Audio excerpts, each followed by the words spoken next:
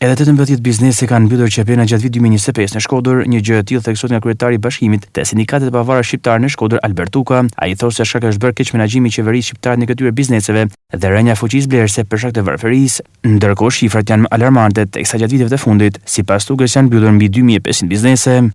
Atë në bazë të informacioneve që kena të 20 dhatorit të vitit 2025 nga kryetarët e sindikatave të biznesit vogël, rezulton që kanë mbyllur qepenat edhe 18 biznese të vogla ose biznese familjare që quajmë na.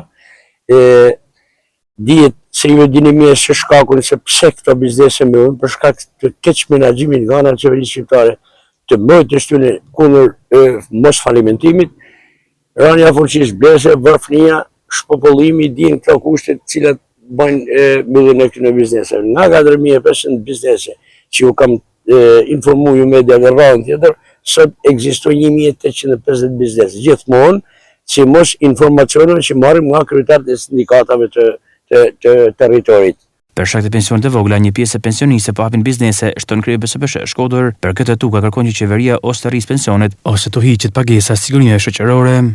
Për shkak të varfënisë, për shkak të pensioneve të vogla, një kontingjent biznese, një kontingjent, pensionistash, për shkak të varfënisë kanë gjetë burime alternative tjera jetësore, kanë hap biznese.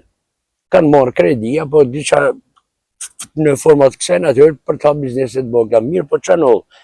Qeveria shqiptare, ekzekutivi shqiptar këtyre bizneseve jo merr edhe sigurime shoqërore. Në anën e parë, ana parë e medaljes është sepse nuk i çon, na kërkojmë o rriti pensionin këtyre njerëzve që punojnë.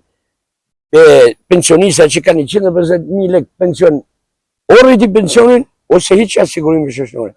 Të dyja qeveria shqiptare deri më sot kërkesa e Bashkimit Sindikatet Pavarura, sidomos të qarkut Shkodër, është në vend shurdull. Ne do të luftojmë për të zgjidhur edhe këtë problem.